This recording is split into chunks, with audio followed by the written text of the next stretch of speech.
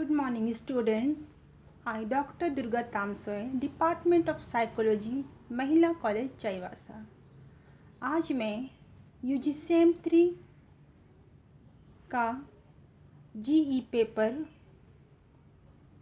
में यूनिट 2 लेने जा रही हूँ, जिसमें मैं टोपोग्राफिकल एस्पेक्ट ऑफ माइंड के बारे में बताऊंगी।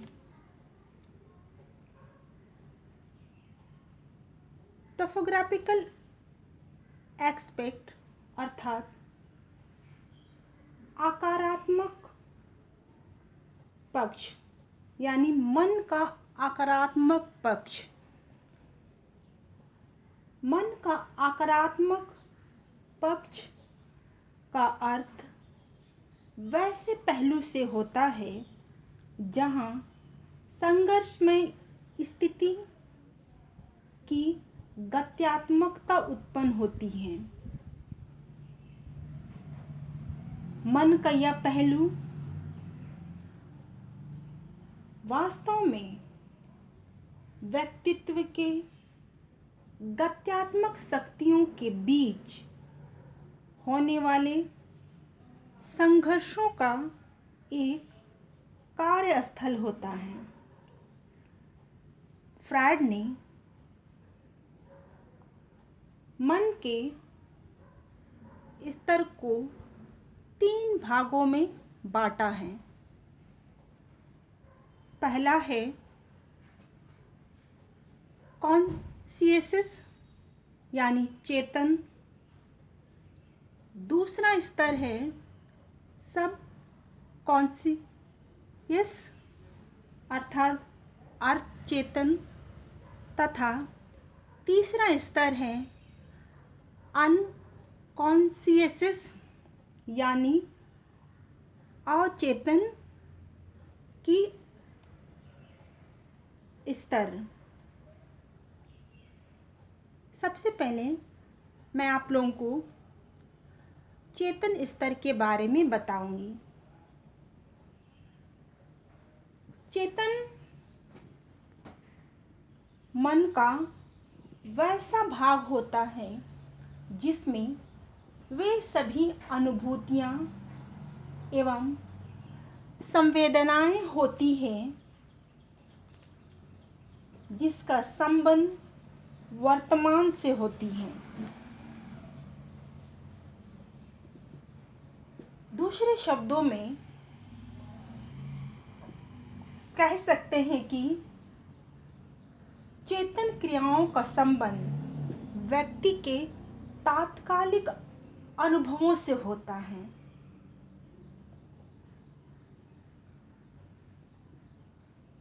इससे स्पष्ट है कि चेतन जो है मन का एक छोटा एवं सीमित पहलू का प्रतिनिधित्व करता है। फ्रायड के अनुसार या हमारे चेतन स्तर को अगर 10 भाग में बांटा जाए तो केवल इसका सबसे ऊपरी 10वां भाग चेतन होता है। स्पष्ट है कि किसी भी क्षण व्यक्ति के मन में आ रही अनुभूतियाँ का संबंध चेतन का संबंध उसके चेतन मन से होता है। मन का दूसरा आकारात्मक पहलू अर्ध चेतन अर्थात सब कॉन्शियस का होता है। अर्ध चेतन मन का वह स्तर होता है जो ना तो पूर्णतः चेतन होता है और ना ही पूर्णतः अचेतन होता है। इसमें वैसी इच्छाएं, विचार, भाव होते हैं जिनका संबंध वर्तमान चेतन या अनुभव से नहीं होते हैं,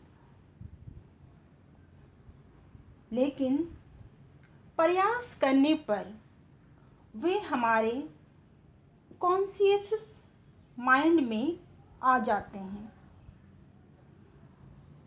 अर्ध चेतन को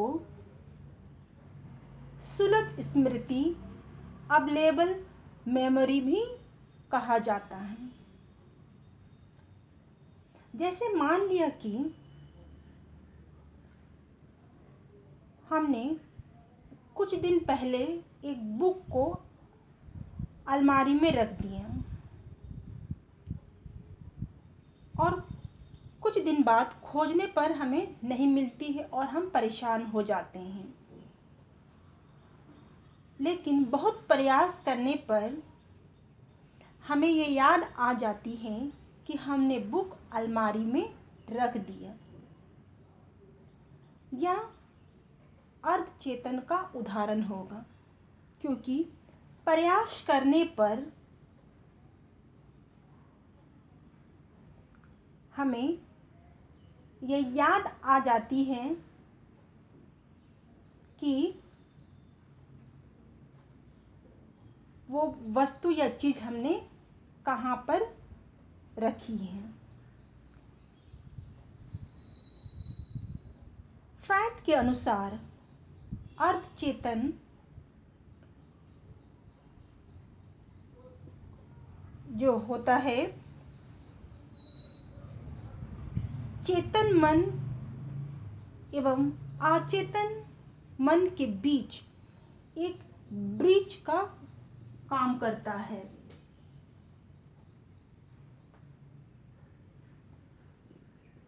इस तरह से हमने देखा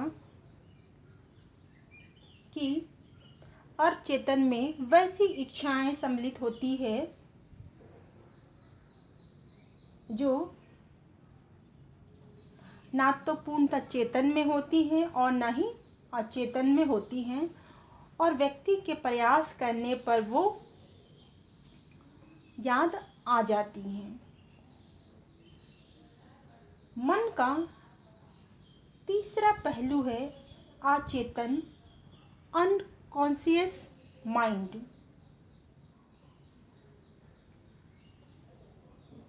अचेतन का अर्थ जो चेतन से परे होता है, कॉन्शियस से परे होता है। इसमें उस प्रकार के अनुभव होते हैं जो ना तो हमारे चेतन में होते हैं और ना ही अर्ध चेतन में होते हैं।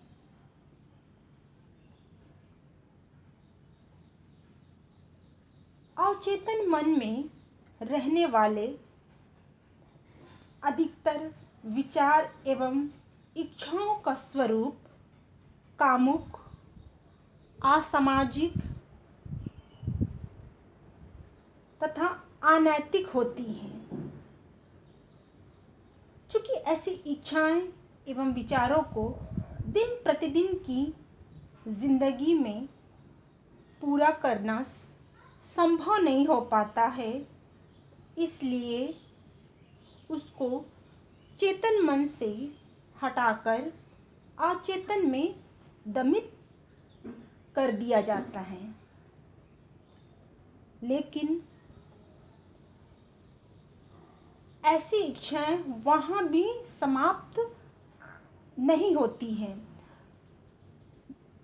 भले ही थोड़ी देर के लिए निष्क्रिय अवश्य हो जाती हैं, लेकिन चेतन मन में आने का भरसक प्रयास करती हैं।